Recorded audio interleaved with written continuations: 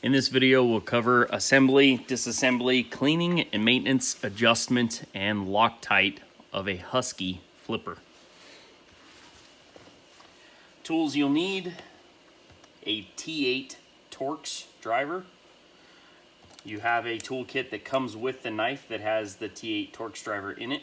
You'll also need a 1/16 hex key, which also comes in the toolkit that comes with the knife. I'll be using my tools.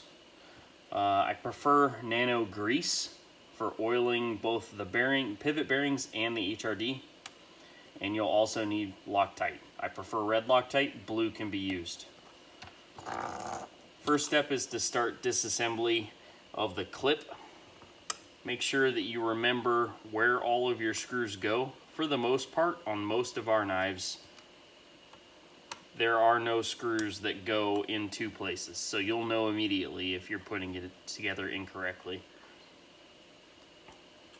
Remove the clip. I recommend putting it next to the screws. Makes it easier to identify which screws need to go on afterwards. Next, you'll remove the backspacer screws. We don't put Loctite typically on clip screws or backspacer screws, only the pivot. I've found that it's not completely necessary when properly torqued to put Loctite on any other fastener other than the pivot. The pivot will loosen just because of the vibration of the opening and closing of the knife. So it is a maintenance item to tighten the pivot occasionally and put new Loctite on it. Even when you use red Loctite, it will occasionally vibrate loose. Knives see a great deal of vibration. So I leave the screws in and then I do the pivot. The pivot is Loctited. This one's previously been broken loose, so you might need to apply heat with either a heat gun or a hairdryer until it's uncomfortable to touch, and then you'll be able to break the Loctite loose. From here, I'll press down on the blade slightly and give the frame a little wiggle, and it'll usually pop free. If it doesn't, you want to disengage the blade from the detent and give the frame a wiggle and it'll pop loose. So now you have two pieces. If you hold your finger opposing your thumb on the frame and your index finger, or vice versa, it will hold the screws in and they won't fall out. There's typically no need to pull the backspacer off, but since we're doing a full disassembly, I'll show you, just give it a wiggle, set it down, and then my recommendation would be to just transfer the screws into the holes of the backspacer so you don't mix them up. Take care, there is a stainless steel washer inside the frame. Sometimes the oil will prevent it from falling free, but when you hold it upside down, just be careful you don't lose this washer. And there's your frame. Then remove the bearing, the blade, the stop pin, the pivot, your other bearing, and your other washer. To remove the washer, it's a little bit easier if you use the tip of your blade to grab just to the inside and pull the washer out. It helps dig it out of there. Just be careful you're not scratching up the frame real bad. To remove the lock insert, break the screws loose and remove them from the lock insert.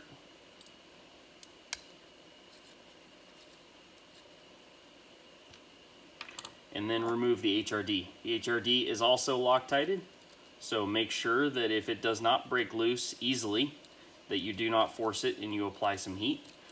This one broke loose without too much hassle. Unscrew it completely, and there you have your rolling detent. Verify that it rolls and set it. I just leave it on the screwdriver itself. Move your screws out of the way. The lock insert will require a little bit more force to remove, and what you can do is push the lock bar below the lock insert at times and break the insert loose from the frame. We do put these on fairly tight, so sometimes you can just real lightly take the edge of the blade taking care not to cut yourself. And just slowly work it in and break it loose. This one is a little bit stubborn. This is a plastic surface, so I'm not overly worried about it scratching the blade up. You can do the same thing on a piece of wood. Sometimes you can just break it loose by tapping it, and it'll start to come loose. If all else fails, a razor blade can be used to pry it free, although it's pretty unnecessary to remove the lock insert to this degree.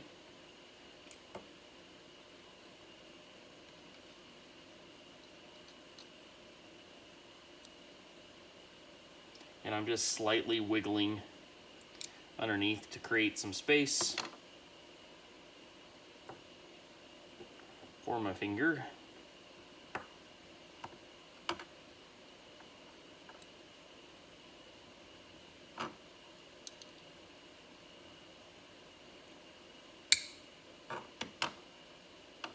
And this one is being quite stubborn.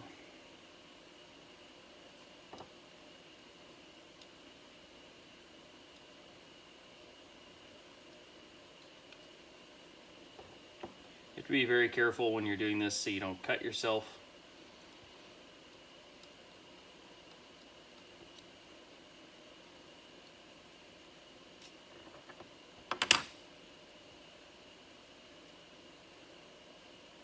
Well, this one is being a bit more stubborn than I would like. It is, like I said, pretty unnecessary to remove the lock inserts. We make them fairly tight in there so that you don't have issues with your lockup moving as you go along. So keep that in mind. It's really unnecessary to remove the lock insert 95% of the time. But if you do, you just have to wiggle it, get it back and forth. It is a tight slip fit. So from there, you want to use a Q-tip to clean any junk out of the bearing pocket surfaces, stop pin hole, and on the counter bores on the outside of the frame. Both frames, I should say frames, plural. Make sure it's nice and clean, there's no debris. Then reassembly. Put your screws back in the lock insert.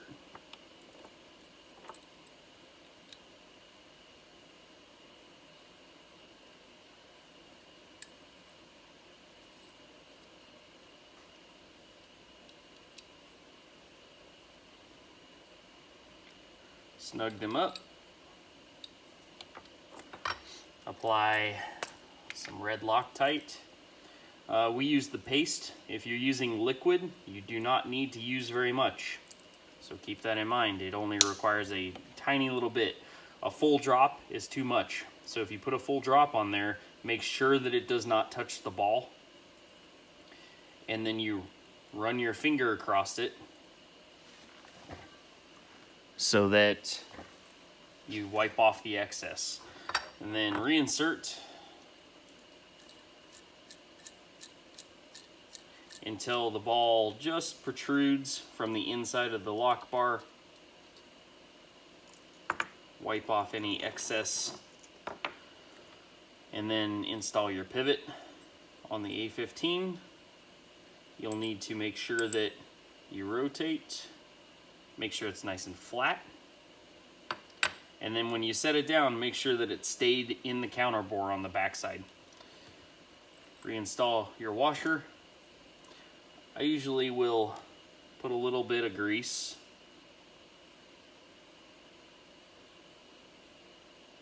on the back side of the bearing. Helps it stick to the washer a little bit better. And then I'll just put a little dab of grease on the bearings and a little tiny bit on the pivot. Then you're going to want to make sure that your blade is clean. You wipe it off, clean the pivot hole out, clean your stop pin track, because when junk gets stuck in there, it can prevent the lock from engaging properly, or the detent for that matter. So make sure it's nice and clean. Put a little bit of grease on the stop pin track, or oil, whatever you have. And then also a little bit on your bearing surfaces. And that's all you need on the blade. Put the blade over the pivot, slide it down, give it a little wiggle, make sure it's good. Install your stop pin. Put your next washer on, apply some grease.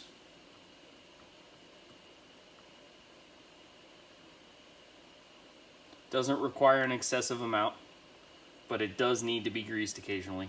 Install your second washer, and then focus your attention on the show side frame. Start reinstalling your screws, and then install your back spacer. Get everything lined up, and when you pinch it, all your screws stay in. Then here's the part where you need to get everything aligned. You drop it squarely over the pivot. Don't worry about the back spacer at the moment. Give it a little bit of a wiggle and press it down until you feel it bottom out. Holding it with your right hand or your left, depending. Install the pivot screw. You can do it with your fingers first and then use your driver. Just done this enough to where I can use the driver right off the bat. So you want to tighten very snug, not very snugly, but pretty snugly the pivot screw. You'll come back to that and adjust it later. Screw in your backspacer screws.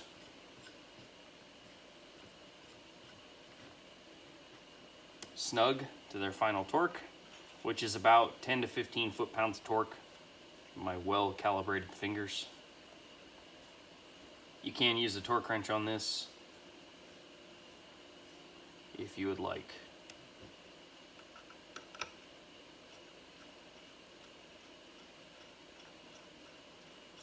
It's typically best to start all of the screws before final tightening on all of them.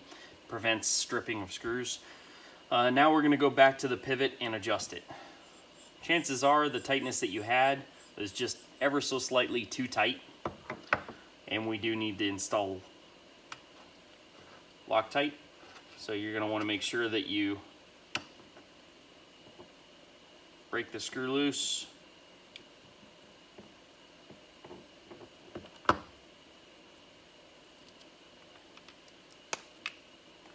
Install some Loctite. Make sure that you give the threads a wipe so that there's not excessive Loctite. Put your finger on the back side of the pivot just to prevent it from rotating and causing problems.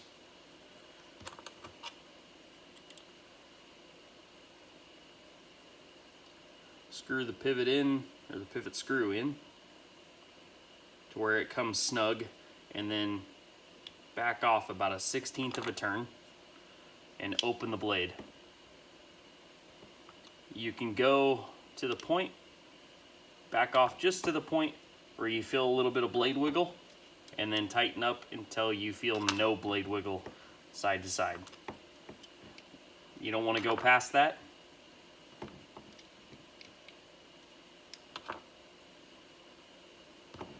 And you don't want to make it too loose. There you go. Now, blade is nice and smooth. I would work it open and close just a couple of times by hand without flicking it, just to distribute the grease or oil. And then let the knife rest for 30 minutes so that the pivot Loctite has a chance to dry. So don't flick the knife open and closed. Just leave it alone. Then reinstall your clip.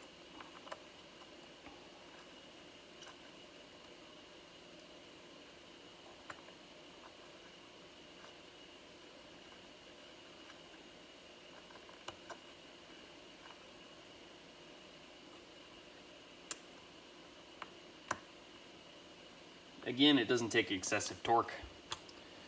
10 to 15 foot-pounds of torque is fine. Now we can do the final adjustment on our HRD, since it takes a little while for this red Loctite to harden.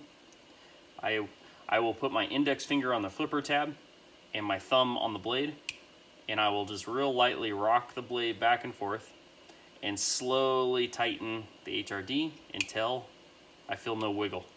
And from that point, it's good to go. You can adjust the HRD a little bit to your liking. I prefer it just to the point where it stops wiggling, and that's all it needs. And voila. You can go a little bit harder if you'd like, and it'll make the knife flip a little bit harder. So it does have some adjustment to it.